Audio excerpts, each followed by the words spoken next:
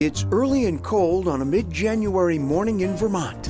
What would we do without a warm and inviting diner? Even better, a truly historic one. It's got a great classic feel. When you come here, it's like stepping back 70 years in time. Brian Lewis is the lucky man who owns the Parkway Diner in South Burlington. It's a genuine Worcester dining car, medallion number 839, delivered new here in early 1950.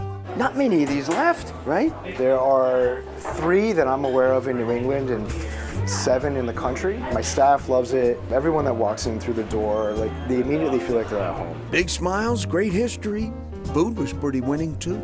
Omelet with Vermont cheddar and homemade English muffins. Nice touch. From South Burlington, 13 miles on 89 South to Richmond, Vermont, where there is little mystery about what you'll find on Round Church Road. It's actually 16-sided on the outside and 32 sides on the inside, and we don't know of any other round church in the United States. Actually, that would be in all of North America. Richmond's Old Round Church was built in 1813 as both a town meeting house and was once home to 5 separate Christian congregations. The town used it for elections and town meeting until the 70s. A major restoration on the church was done in 1980 in time for its big close-up and the town's bicentennial in 1994.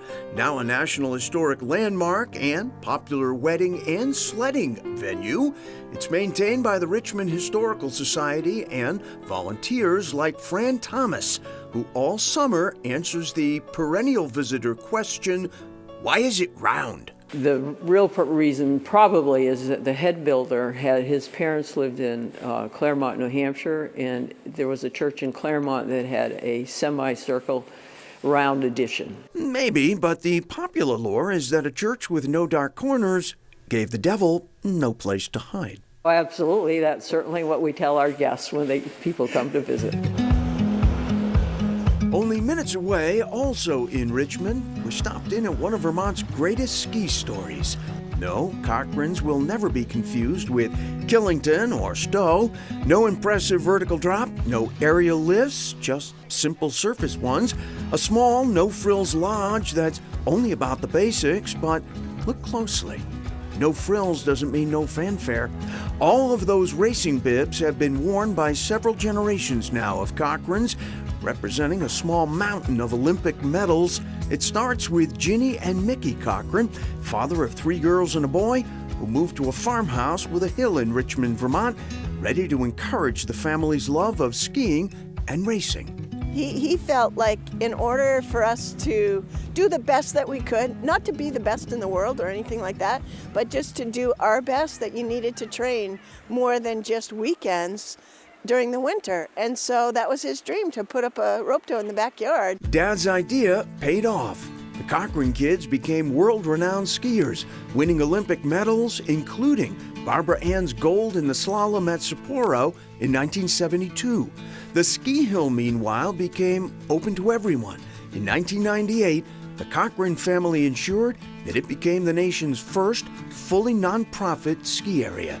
Today, Mickey and Ginny's grandchildren run things. A lot of folks talk about a ski resort or a ski mountain, and I always kind of catch myself when I say that it's a community ski hill.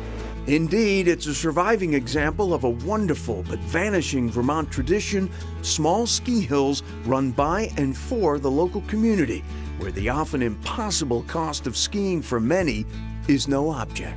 It takes a lot of local volunteers, and for the Cochrans, wearing a lot of hats. Jimmy Cochran goes from a snowcat back to the kitchen. Marilyn's son, Roger Brown, makes sure he's in place on the hill to coach kids after school. But for local families, it works. And who knows, perhaps there's a future Olympian on this hill right now. And the amazing legacy of success here continues. In 2022, 50 years after Barbara Cochran won gold at Sapporo, her son, Ryan Cochran Siegel, won silver in Beijing. Pretty special. Right? Yeah. I figure Mom and Dad were up there going, the Cochrans have enough gold, silver will be just fine.